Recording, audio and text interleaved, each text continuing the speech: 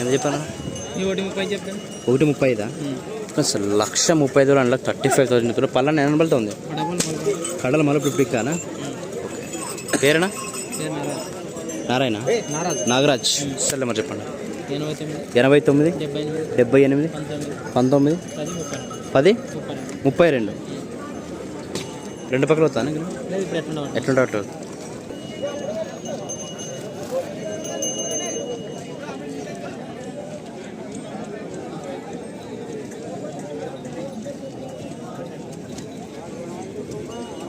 So market అయితే ఈ విధంగా ఉంటాయి, మరి చూసుకోవచ్చు.